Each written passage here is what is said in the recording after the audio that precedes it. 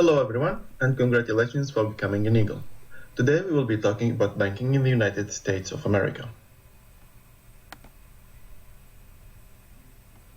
Alright then, so let's go through the advantages of having a bank account in the US. The first thing is that you can receive money transfer from abroad, and this will be cheap and it'll take some time, but still, you only have to provide the bank details to your parents or to someone who is sending you the money over, and they can just send it directly to your bank account without having to go through the hassles of going by yourself and collecting the money from Western Union or MoneyGram, for example. Another advantage of having a bank account is that you can deposit checks directly in your bank account. So if someone pays you using a check, let's say you worked at the university and they gave you a check for your job, you can just take a picture of it, for example, using the app and deposit directly to your bank account, or you can just go to your bank location and deposit the check over there. You can also receive wired funds in the US, which means if a friend of yours is sending you money, for example, and they can use some kind of application such as Zelle, which will allow them to send you the money directly to your bank account. In addition to all of that, all the bank accounts in the US, they offer secure accounts by the FDIC, which is the Federal Deposit Insurance Corporation. So let's say that you've made a mistake, you've paid for something that you didn't want, and the company are giving you a hard time giving you back the money. Or let's say, for example, you mistakenly given your bank details to someone else and they stole money, then you are secured in this case. You don't have to worry about it because the bank will work with you to get your money back. In addition to all of that, you can easily pay for shopping items and living expenses. If you need to pay your landlord, for example, you can transfer the money directly to them. If you go to the supermarket and you need to pay, you don't have to use cash, you can use your debit card in this case. All in all, it's actually a good idea to have a bank account in the US. I know that there are a couple of other bank accounts abroad that will promise you that they'll give you all the benefits of having a bank account in the US, but believe me, it's never the same. And in addition to all what I've mentioned, the other thing that you can do is you can apply for credit later on. And that will help you a lot in the long run. And I will be talking a little bit more about credit later on in the next slides. So when it comes to the types of bank accounts, there are like two major ones. There is the checking accounts and the saving accounts. So the checking accounts are the ones that you can use for your day-to-day expenses. It's the one where you get a debit card that you can use to pay for like groceries, for example, or you can use it to pay online and so on. In addition to the debit card, you get checks, which you can use also to pay your landlord, for example.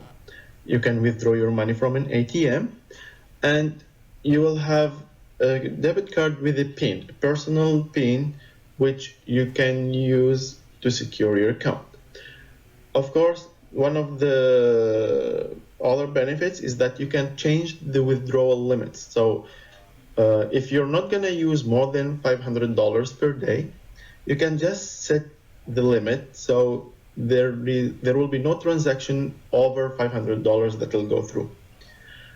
And the last advantage of having a checking account is that there is a monthly statement and an online or phone access, which means that by the end of every month or at a specific date that you specify, you can receive a statement that tells you how much money you've received, how much money you've spent, and so on. The other type of account is a saving account. This one is for money that you're going to be using in the future. The main advantage of having a saving account is that you can get some interest. It's an interest rate. So if you put $1,000, for example, in your saving accounts, depending on the interest rate, it will increase a little bit, but it will increase nonetheless. And the other possible use for the saving account is that you can transfer the money later on to your checking account and use it as normal, as normal money, and use it as you normally would. Now, let's talk on how to choose a bank. First of all, you'll have to look around. Most of the banks will have a couple of offers. For example, you might not need a bank account that will provide you with a lot of checks. You might not need those, but you will be looking, for example, for a bank which will offer a student account. Most of the time, a student account will be free to maintain, and you would like to have something like that. That brings us to the next point of comparing costs. Some of the banks will offer a minimum original deposit. So some of them will tell you, okay, you can pay $10 to open a bank account, and the other one will tell you you'll need at least $500 to open a bank account. Some other costs that you'll have to take into consideration is something called the minimum balance. For example, I'll be talking about my bank account. For my bank, they're asking me to maintain $1,500 if I don't want to pay the maintenance fees, which is coming next. So as long as I have more than $1,500 in my bank account as a daily balance, there will be no fees, and I can keep my bank account forever without paying any kind of fees. Some other banks will waive the fees if you are a student, and that's why we were talking about student accounts. And some of them will ask you to, for example, use your debit card 10 days a month, or 10 times a month, and they will waive the fees for that. And one thing else you have to keep in mind when opening a bank account is that you have to ask questions. You can see a couple of questions in here. Let's go through them. So the first one is you're asking the bank if they offer a student account, because most of the time maintaining a student account is free. So try to get that one. And if they do, ask what features are included in the student account.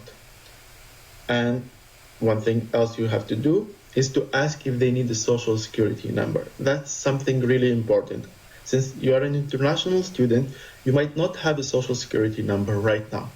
You might get it later, but you don't have it right now. So the idea is to ask if they require a social security number. Most of the banks will say no, but you'll have to ask for that. The next thing you have to ask is, what is the minimum amount you need to deposit to open up an account? I mean, like I mentioned earlier, some banks will tell you you can open an account for $10, and the other ones will tell you you'll need to put at least $500 to open your bank account. And we were actually talking about the minimum balance to avoid the fees. And you'll have to ask which ATM you can use beside your banks. If you're using Wells Fargo Bank, for example, or if you're using Bank of America, and you're traveling around and you cannot find an ATM for that specific bank, you can just use another ATM and it shouldn't charge you. So ask which ATMs you can use that wouldn't charge you a cent. Okay. Other questions you have to ask, what other fees does the bank charge? Some banks will charge you a fee for having a debit card, which doesn't make sense. So ask for that. And try to ask if there are any ways to avoid or lower the fees if you decided to open a bank account that have some of the fees. Then later on, don't forget about asking about the checks. Don't forget about asking about how to clear checks and so on, how long it takes them, for example. And you can also ask, where are the banks located? Because some of them might be located only in the southern area of the US. Some of them will have only locations in the north and so on. So if you're moving from one state to another later on, it might not be convenient for you to have a bank which is located in the other side of the United States. And another question you have to ask is if they provide wire transfers, because you will need that to transfer money from your bank account abroad and from abroad to your bank account. And the last thing you might ask is, what's the interest rate on the bank account? Here we are actually talking about the saving accounts. Try to get the bank with the highest interest rate if you want to earn some money from that. All right, so now when it comes to opening an account, you will have to prepare a couple of papers. The first thing is you will need a valid identification. In our case, it's going to be a passport. You'll need a local US address, an address where you will be receiving your debit card when they send it to you. You will need a phone number, and that's a given, because you'll be using the phone number to verify some of the transactions and so on, as well as an email address. Another thing you'll have to provide is another form of ID. So you might use your student ID, you might use your driver's license, you can use your visa and so on. The thing is, each bank will have different requirements, so you'll have to ask the bank about their own requirements and if you can open a bank account with them without a social security number for the time being. So, as you remember from the second slide, I was telling you that we will be discussing credit cards. So, credit cards are a system of payment where the issuer lends you money. So here, basically the bank is giving you their money for you to use. The only problem in here is that you have to pay it back. It's not free money. Here, like, the good thing about credit cards is that they'll give you a short-term loan. This loan you can use to pay for stuff. For example, if you're thinking about renting a car, most of the car rental companies will only accept credit cards because credit cards most of the time are like way more secure than debit cards. And if you're approved for the credit, usually the amount will be around $300 up to $25,000. But at the beginning, it will be $300. And if you're not approved, since you don't have a credit history, there is actually another way to have a secure credit card. A secured credit card means that you are giving $300 to the bank, for example, and the bank will give you a credit card that you can use till you have a good credit history where you can apply for non-secured credit card. If you have any questions about that, I will be at your disposal to answer any question. So, I know that the last slide was a little bit overwhelming, so let's go into details. So, lenders are basically banks that will give you money, okay? So the banks will give you their own money for you to use. You might borrow it for a short period of time or a long period of time, yeah? So if you're borrowing for a period of time, it will be called a loan. You're getting money from the bank, you're gonna pay it later on, like on a monthly basis till you pay it off. Or you can have something which is called a carry-on balance, which is a credit card in this case. Here, banks will make money out of you by charging interest on the money you borrow. Let's say you got like $1,000 from the bank, like you used your credit card for $1,000, and by the end of the month you didn't pay off that $1,000. In that case, the next month you might be surprised to find that you have to pay $1,020 instead. And that's one of the downsides of having credit card. You should try your best not to maintain any ongoing balance. Try to pay it off. If you don't have the money in your bank account, please try not to use credit cards, just to be on the safe side.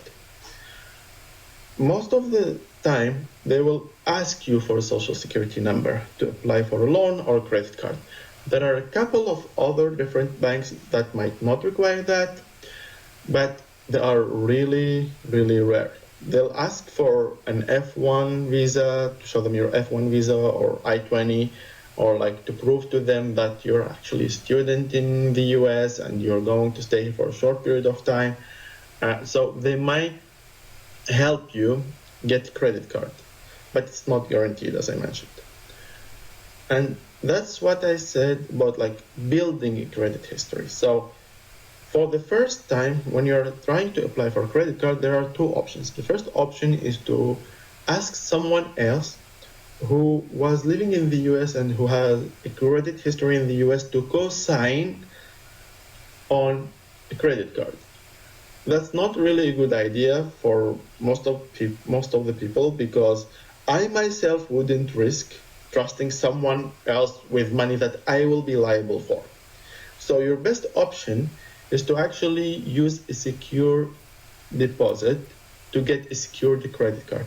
This will help you build up your credit, and later on, as I mentioned, you can just apply for a non-secured credit card.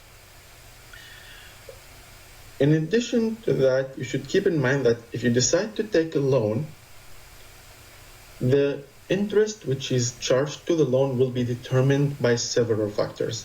One of them is your credit history, which is the biggest factor.